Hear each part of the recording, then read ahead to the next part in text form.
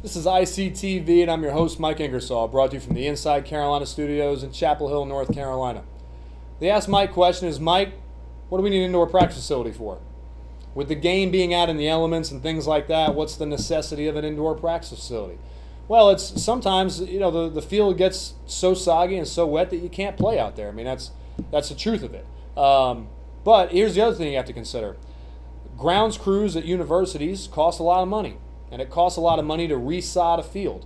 And if you have to keep resodding the field, think of Ericsson Stadium. This is former Ericsson Stadium, right, down in Charlotte where the Panthers play. When they had to resod the field every single week, it was the worst field in the NFL. Guys were getting hurt. Guys were slipping. It was bad news, right? And that stuff costs money. New grass every single week costs money.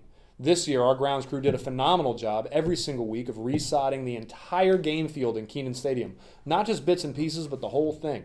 It was an unbelievable job that they did, and it's absolutely out of the ordinary because it is an unbelievable expense.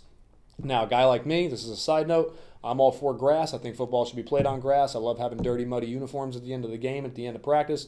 Turf kind of burns and it hurts, and I don't like those little rubber pellets getting into my underwear and stuff, and it's weird, and they get in strange places. And I just don't like turf. But an indoor practice facility is absolutely necessary for two reasons. Number one, when it's raining outside, it's hard to practice. You don't get effective practice in when you're running around in the rain or you're running around in the snow and the ball is slippery and you're just not getting your effective footwork. You're not catching the ball. You're not able to throw the ball well. And of course, the logical counter-argument to that is, well, football is played in the elements. That was part of the question.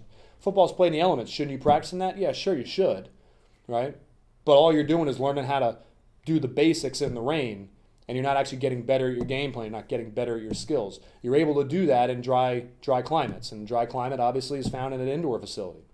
Now, number two is the cost associated with it. You keep messing up the practice fields, you got to keep resodding the practice fields. You mess up the grass every single year, you got to regrow the grass, right? You got to keep mowing the grass every single day. And especially after the rain, things are going to be real messed up, and that gets real expensive.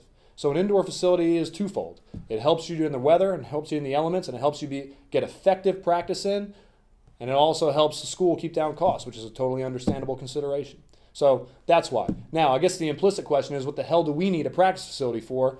We need a new indoor practice facility. We just do. You need it for recruiting, for competing. Obviously, I mean, you've got all these schools throwing up these multi-million-dollar state-of-the-art indoor practice facilities, and we were with the Eddie Smith Fieldhouse for years. Carolina was very good for a long time at being on the forefront of developing football facilities. We were the first to have a football center devoted solely to football. That was a Mac Brown thing. We were the first in the country to have that. We were one of the first, if not the first, to have an indoor practice facility like we had over there at the Eddie Smith Fieldhouse, right? But the problem is that Carolina has done a poor job of keeping up with the Joneses. We're the first, but we don't innovate, and we don't renovate, and we don't make things better and keep up to date with all that stuff throughout the years. Now, Carolina's doing a great job of that now. The new practice facility is gorgeous, and the indoor facility is going to be wonderful, and it's going to help us in recruiting. It's going to help us in preparation, right? And it's going to give the players a place to work out. It's going to give them a place to train. Even when it's raining in the summertime and you can't get outside, we now have somewhere inside we can go train. And lo and behold, it'll be 100 full yards, because our indoor facility at the Eddie Smith Fieldhouse up till now was only 60 yards of AstroTurf. It's hard to have an effective practice on something like that. It was great for one time, right? Times long forgotten, but moving forward, this is absolutely the right move for UNC. So, what do you need an indoor practice facility for? You need it for getting effective practice so you don't have to deal with the elements unnecessarily. You get it for, obviously, reducing costs. So it's a big cost up front, but in the long run, it saves money. And third, ultimately, it helps recruiting. At least that's the aim. So that's my answer, and I'm sticking to it. For Inside Carolina, I'm Mike Ingersoll. Have a great night.